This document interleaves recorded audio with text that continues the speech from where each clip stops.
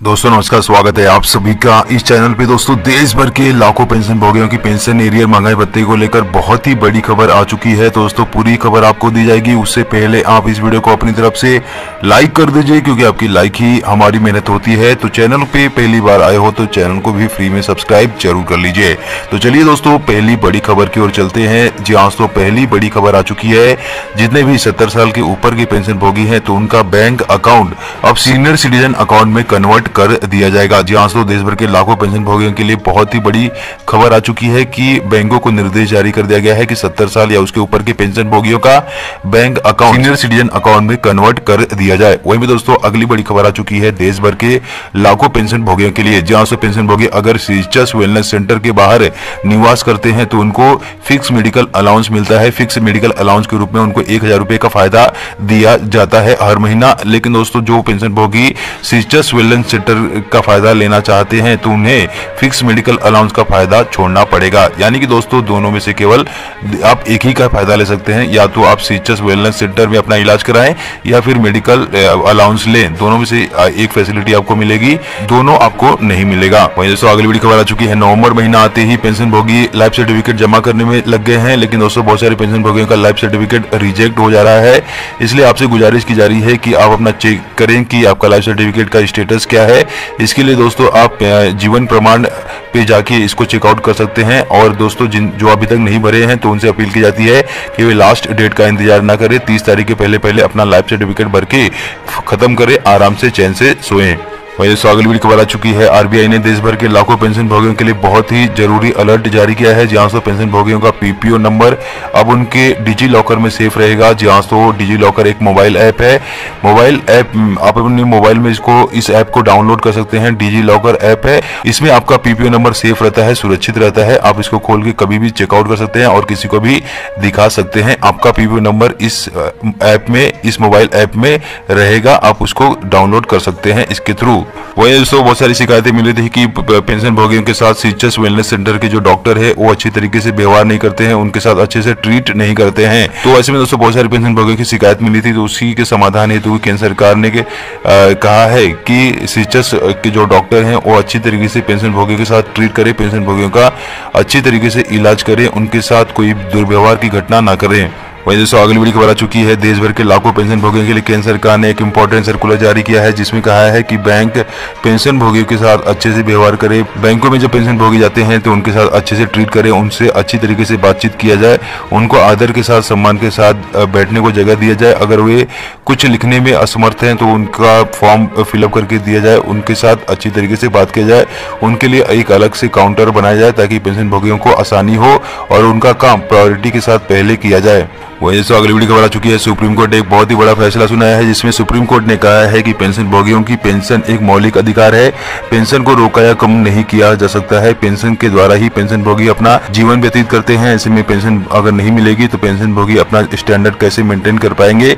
इसलिए पेंशन सम्मान से जीने का जरिया है, इसको रोका या कम नहीं किया जा सकता है। वही दोस्तों अगली बड़ी खबर आ चुकी है। देश भर के लाखों पेंशन भोगियों के लिए केंद्र सरकार ने एक सुविधा लॉन्च की है, जहाँ तो पेंशन भोगियों को पेंशन भोगी अब आई पेंशन पोर्टल के माध्यम से अपनी सारी डिटेल, सभी जानकारियां प्राप्त कर सकते हैं। वे गूगल पे जाके आई पोर्टल के द्वारा सभी प्रकार की जानकारियां प्राप्त कर सकते हैं। इसके साथ साथ www.bmcstaff.com ये जो वेबसाइट आपको दिख रही है, इस पे जाके भी सारी जानकारियां आप प्राप्त कर सकते हैं। वहीं दोस्तों केंद्र सरकार ने देश भर के लाखों पेंशन भोगियों के लिए दीर्घायु ऐप लॉन्च कर दिया है। दीर्घायु ऐप के माध्यम से पेंशन भोगी अपनी सारी डिटेल प्राप्त कर सकते हैं, उनको सभी जानकारियां उसके द्वारा मिल जाएगी। वहीं दोस्तों देश भर के लाखों पेंशन भोगियों की 18 महीने के एरियर को लेकर अच्छी खबर आ रही है कि 18 महीने का एरियर का भुगतान किसी वक्त पेंशन भोगी के खाते में हो सकता है। जहां से लोकसभा चुनाव को देखते हुए पेंशन भोगी संगठनों ने केंद्र सरकार के ऊपर दबाव बनाया है कि 18 महीने का एरियर का भुगतान कर दिया जाए, नहीं तो इसका नतीजा चुनाव में अच्छा नहीं होने वाला है। तो उसी को देखते हुए केंद्र सरकार दबाव में आ चुकी है और जल्द ही 18 महीने का एरियर का भुगतान कर सकती है। इसके साथ साथ डीए 50% होने वाला है। जनवरी 2024 से डीए 50% होते ही आपकी सैलरी और पेंशन में बढ़ोतरी होने वाली है। फिटमेंट फैक्टर आपका बढ़ने वाला है। डीए 50% होने से आपकी सैलरी और पेंशन में अच्छी खासी बढ़ोतरी देखने को मिलने वाली है। साथ ही साथ फिटमेंट फैक्टर 2.5 से बढ़ाकर 3.68 किए जाने की संभावना दिखाई दे रही है। वहीं अगली बड़ी खबर आ चुकी है, प्रोबेशन पीरियड पे काम कर चुके कर्मचारी अगर बाद में नियमित होते हैं तो पेंशन गणना करने के लिए प्रोबेशन पीरियड का भी समय गिना जाएगा, प्रोबेशन पीरियड का भी सेवा काउंट किया जाएगा। सुप्रीम कोर्ट का बड़ा फैसला। वहीं अगली बड़ी खबर आ चुकी है, केंद्र सरकार ने एक नोटिफिकेशन जारी किया है जिसमें कहा है कि आधार नंबर शेयर करने से कोई भी व्यक्ति आपके अकाउंट को हैक नहीं कर सकता है। बहुत सारे पेंशनभोगी घबरा रहे थे कि अगर वे आधार नंबर किसी के साथ शेयर करते हैं तो क्या उनके साथ दुर्घटना हो सकती है। तो उसी को देखते हुए केंद्र सरकार ने कहा है कि आधार नंबर शेयर करने से आपके साथ कोई भी दुर्घटना या फिर अकाउंट हैक होने का कोई भी प्रॉब्लम नहीं होगा। वहीं दोस्तों अगली वीडियो खबर आ चुकी है, 6500 से लेकर 10500 की पे स्केल में जो कर्मचारी रिटायर हुए हैं तो उनको 4200 ग्रेड पे दिया गया था, लेकिन दोस्तों अब उनके लिए बड़ी खुशखबरी आ चुकी है कि अब उनको 4600 ग्रेड पे का फायदा दिया जाएगा। बहुत सारे कर्मचारियों पेंशन भोगियों को इसका फायदा मिला है, लेकिन दोस्तों बहुत सारे ऐसे पेंशन भोगी हैं जो उनको इसका फायदा नहीं मिला था। तो ऐसे में अब उनके लिए अच्छी खबर आ रही है कि उनको एरियर का भुगतान किया जाएगा, उनकी ग्रेड पे को सुधारित करके उनको एरियर का भुगतान किया जाएगा। वहीं दोस्तों अगली बड़ी खबर आ चुकी है, पहली पेंशन पाने के लिए पेंशन भोगियों को बैंक में जाने की जरूरत नहीं है। जैसे केंद्र सरकार ने एक इंपॉर्टेंट सर्कुलर जारी किया है जिसमें कहा है पहली पेंशन पाने के लिए बैंक जो है पेंशन भोगी को बैंक में ना बुलाएं। अगर उनके पास पीपीओ आ गया है तो उस पीपीओ के माध्यम से पेंशन भोगियों की पेंशन शुरू कर देनी है, पेंशन भोगियों को इंतजार नहीं करवाना है। वहीं दोस्तों अगली बड़ी खबर आ चुकी है, नवंबर महीने की पेंशन को लेकर जांच। तो नवंबर महीने की पेंशन 25 तारीख को आपके खाते में आ जाएगी। वहीं भी दोस्तों स्पर्श के माध्यम से जिन पेंशन भोगियों की पेंशन निकल रही है तो उनकी पेंशन 31 तारीख तक उनके खाते में आ जाएगी। वहीं दोस्तों अगली बड़ी खबर आ चुकी है, सुप्रीम कोर्ट का ऐतिहासिक फैसला, फैमिली पेंशन से इनकार करना संविधान के अनुच्छेद 21 का उल्लंघन है। पेंशन देने वाली अथॉरिटी का दायित्व बनता है कि वह फैमिली पेंशन की गणना करे और कर्मचारी की विधवा को पेंशन प्रोवाइड करे। फैमिली पेंशन से किसी को वंचित नहीं किया जा सकता है। फैमिली पेंशन एक सुरक्षा कल्याणकारी योजना है, इसको देने से इनकार नहीं किया जा सकता है। अगली बड़ी खबर आ चुकी है, ORP3 एरियर की किस्त सभी पेंशन भोगियों के खाते में डाल दी गई है। जिन पेंशन भोगियों को अभी नहीं मिली है तो उनको घबराने की जरूरत नहीं है, जल्दी उनके खाते में ORP3 एरियर की किस्त डाली जाएगी।